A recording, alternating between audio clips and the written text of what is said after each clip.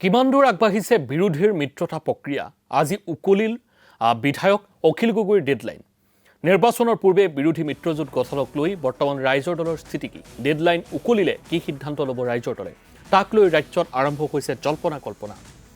বিৰোধী ঐক্যৰ পৰা আঁতৰত থাকিব নেকি ৰাইজৰ দল এই সন্দৰ্ভত প্ৰতিক্ৰিয়া ৰাইজৰ দলৰ সাধাৰণ সম্পাদক ৰাছেল হুছেইনৰ এটা সংবাদ প্ৰতিষ্ঠানে অপপ্ৰচাৰ চলোৱাৰ অভিযোগ ৰাছেল হুছেইনৰ একাংশই মনে প্ৰাণে মিত্ৰতা ভংগ হোৱাটো বিচাৰে বুলিও মন্তব্য কৰিছে দিল্লীৰ হাই কমাণ্ডৰ সৈতে আজিও আলোচনাৰ কথা সদৰি কৰিলে ৰাছেল হুছেইনে অপপ্ৰচাৰত ভুল গৈ সামাজিক মাধ্যমত মন্তব্য নকৰিবলৈ আহ্বান মিত্ৰতাৰ স্বাৰ্থত 15খন আসনৰ প্ৰসংগ পুনৰ উত্থাপন ৰাছেল হুছেইনৰ দুয়োটা পক্ষই এৰা ধৰা কৰিব লাগিব বুলিও মন্তব্য কংগ্ৰেছে এই ক্ষেত্ৰত সঁহাৰি জনাব বুলি আশাবাদী ৰাইজৰ দল আৰু এই সন্দৰ্ভত ৰাছেল হুছেইনে মন্তব্য প্ৰদান কৰিছে আৰু এই সন্দৰ্ভত এক প্ৰতিবেদন সাজু কৰিছে আমাৰ সাংবাদিক অমৰেন্দ্ৰ ডেকাই অসমৰ আগন্তুক বিধানসভা নিৰ্বাচনক কেন্দ্ৰ কৰি কংগ্ৰেছে গঠন কৰি দিয়া স্ক্ৰিনিং কমিটিৰ বৈঠক অনুষ্ঠিত হৈ আছে দিল্লীত আৰু দিল্লীৰ পৰা কিছু খবৰ আহি আছে যিবোৰ খবৰে আচলতে ৰাজনৈতিক মহলত যথেষ্টখিনি আলোড়নৰ সৃষ্টি কৰি আছে কংগ্ৰেছৰ যি সন্মিলিত শক্তি থাকিব বা যি ধৰণৰ বিৰোধী ঐক্যৰ কথা কোৱা গৈছে সেই বিৰোধী ঐক্যত কেনেবাকৈ অখিল গগৈ অৰ্থাৎ ৰাইজৰ দল নাথাকিব নেকি এনেধৰণৰ চৰ্চাও চলি আছে অৱশ্যে বৈঠক এতিয়া অনুষ্ঠিত হৈ আছে প্ৰিয়ংকা গান্ধীৰ নেতৃত্বত তেওঁৰ লগতে স্ক্ৰিনিং কমিটিৰ 3গৰাকী সদস্য উপস্থিত আছে গৌৰৱ গগৈ প্ৰদেশ কংগ্ৰেছৰ সভাপতি নিজে উপস্থিত আছে আৰু বিৰোধী দলপতি দেৱব্ৰত শইকীয়া উপস্থিত আছে বৈঠকৰ ভিতৰুৱা খবৰ এতিয়াও স্পষ্টকৈ জানিব পৰা হোৱা নাই কিন্তু চৰ্চা চলি আছে ৰাইজৰ দলক অতৰাই ৰাখিব পাৰে কংগ্ৰেছে তেওঁলোকৰ বিৰোধী ঐক্যৰ পৰা মই এই মুহূৰ্তত ৰাছেল হুছেইন ডাঙৰীয়া ৰাইজৰ দলৰ সাধাৰণ সম্পাদক আপোনাৰ ওচৰলৈকে আহিছোঁ কেনেধৰণৰ খবৰ আহিছে আপোনাৰ ওচৰলৈ কি হৈ আছে আচলতে ধন্যবাদ অমৰেন্দ্ৰ ডাঙৰীয়া হেৰি যিটো কথা আপুনি যে কৈছে ৰাইজৰ দল নাথাকিব নেকি এই কথাটো অতি পৰিকল্পিতভাৱে মুখ্যমন্ত্ৰীৰ পৰিয়ালৰ মালিকাধীন চেনেল কেইটামানে এই প্ৰচাৰ চলাই আছে চেনেল কেইটামানে এই প্ৰচাৰ চলাই আছে কি কাৰণত প্ৰচাৰ চলাই আছে কাৰণ যে যিকোনো প্ৰকাৰে বিৰোধী ঐক্যক ভাঙিব লাগে বিৰোধী ঐক্যক যদি ভাঙিব পাৰে তেতিয়াহ'লে এই শাসকীয় চৰকাৰখনৰ 26ৰ নিৰ্বাচনটোত তেওঁলোকৰ পথ প্ৰশস্ত হ'ব কিন্তু তেওঁলোকে স্পষ্টভাৱে ধৰিয়ে লৈছে যদি সকলো যদি ঐক্যবদ্ধ হয় তেতিয়াহ'লে বিজেপিৰ বিদায় আসন্ন আৰু সেইকাৰণে আপুনি চাব কোন দুটা চেনেলে এই অপপ্ৰচাৰটো চলাইছে আৰু তেওঁলোকৰ কি তথ্য আছে কি তথ্যৰ ভিত্তিত কৈ আছে আজিও আমাৰ সন্মানীয় সভাপতি ৰাইজৰ দলৰ সভাপতি অখিল গগৈ ডাঙৰীয়াৰ মোৰ লগত দিল্লীৰ শীৰ্ষ নেতৃত্বৰ লগত কথা হৈছে এই গোটেই প্ৰক্ৰিয়াটোক এটা সুন্দৰভাৱে আগবাঢ়ি আছে স্বাভাৱিকতে কংগ্ৰেছ দলৰো কিছুমান সমষ্টি তেওঁলোকে এৰি দিব নিবিচাৰিব আমিও এৰি দিব নিবিচাৰোঁ আমাৰ সংগঠন য'ত শক্তিশালী য'ত কংগ্ৰেছেও শক্তিশালী ভাবে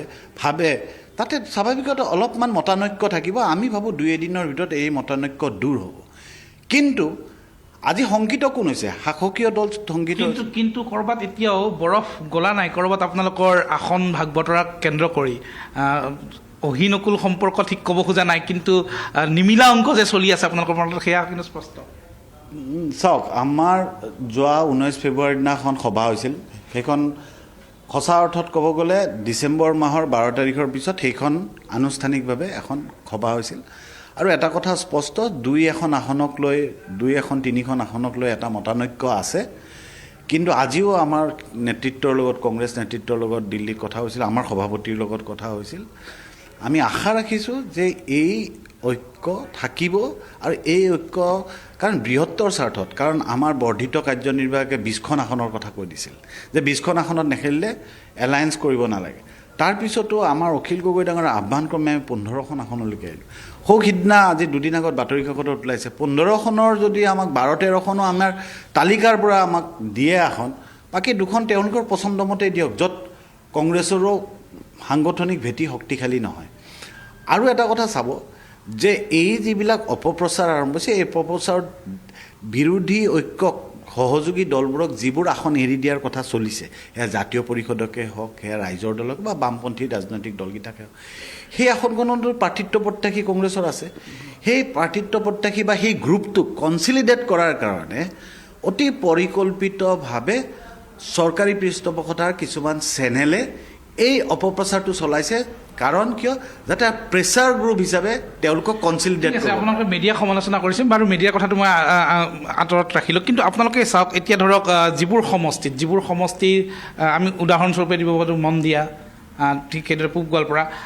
কংগ্ৰেছ ত্যাগ কৰি ওলাই অহা নেতাক আপোনালোকে দলত লৈ তেওঁলোকক প্ৰাৰ্থিত্ব আগবঢ়াইছে। এনে পৰিস্থিতিত কেনেকৈ কংগ্ৰেছৰ সৈতে মিত্ৰতা হ'ব? আচ্ছা, এইটো আপুনি যে কংগ্ৰেছ ত্যাগ কৰি আপোনালোকে চাগে মনত আছে দুৰ্গা দাস বড়ো BPF আৰু এলায়েন্সত আছিল 2021 চনত, কংগ্ৰেছ এলায়েন্সত আছিল। এতিয়া দুৰ্গা দাস বড়োই কংগ্ৰেছৰ পৰা গৈ কিনে BPFৰ পৰা নিৰ্বাচন খেলিছে। আপোনালোকে শিৱসেনা মহাৰাষ্ট্ৰত আপোনালোকে শিৱসেনা আৰু কংগ্ৰেছৰ যদি শিৱসেনা কংগ্ৰেছ NCP যদি চায়, বিভিন্ন কেইবাগৰাকীও নেতাই গৈ এইটো দলৰ পৰা গৈ সেইটো দলত গৈছে, এইটো দলৰ পৰা সেইটো কিছুমান সমীকৰণৰ কথা থাকে। আজি আপোনাক এটা কথা কৈ দিছোঁ যে আমি বিৰোধী ঐক্যই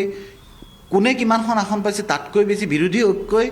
সমূহীয়াভাৱে কিমানখন আসন পাব, চৰকাৰ গঠন কৰিব পাৰিবনে নাই, সেই কথাটোহে আমাৰ মূল লক্ষ্য। আৰু সেই লক্ষ্যটো আগত ৰাখি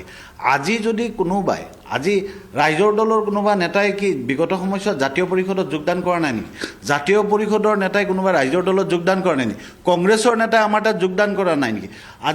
আজি ধেমাজিত বাবুল সোণোৱাল, এইবোৰ ঠিকে আছে, কিন্তু ক'ৰবাত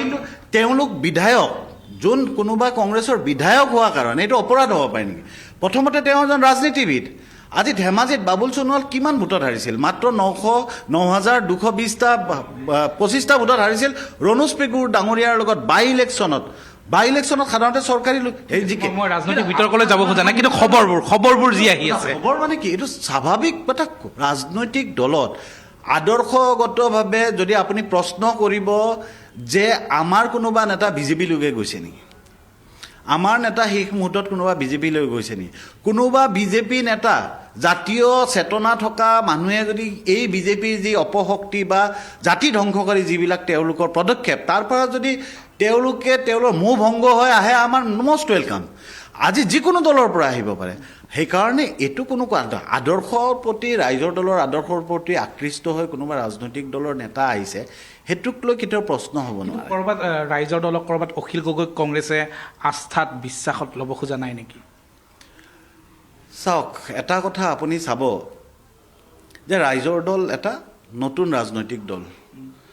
2021 চনৰ জানুৱাৰী মাহৰ 8 তাৰিখে মৰাণ অধিৱেশনত এই ৰাজনৈতিক দলটোৰ জন্ম হৈছিল আনুষ্ঠানিকভাৱে। 2020 চনতে ঘোষণা হৈছিল, আনুষ্ঠানিকভাৱে জন্ম হৈছিল। আজি ৰাইজৰ দলে কেতিয়াও ৰাইজৰ দলৰ 126খন আসনত কোনো প্ৰাক্তন বিধায়ক নাই, প্ৰাক্তন মন্ত্ৰী নাই। এটা নতুন ৰাজনৈতিক দল, নতুন আশা আৰু প্ৰত্যাশা লৈ কিনে ৰাইজৰ দলে ৰাজনৈতিক ক্ষেত্ৰখনত পদক্ষেপ আগবাঢ়িছে। আৰু এই ৰাইজৰ দলত কোনো প্ৰথম আৰম্ভণিটো এটা সংগ্ৰামী সত্তাক লৈ অখিল গগৈ ডাঙৰীয়াৰ দীৰ্ঘদিনীয়া সংগ্ৰামী সত্তা বা আন সকলৰো আমি সকলোৱে আগবাঢ়ি আহিছোঁ। আৰু এটা কথা কংগ্ৰেছৰ লগত আপুনি সেই কথাটোত অবিশ্বাসৰ কথাটোৰ এটা স্বাভাৱিক পৰিৱেশ এটা আছে। কংগ্ৰেছে ইতিমধ্যে যিবোৰ আসন যিবোৰত কোনোবা প্ৰাক্তন মন্ত্ৰী আছিল, MLA আছিল, তেওঁলোকৰ অলপমান অসুবিধা অনুভৱ কৰিবই।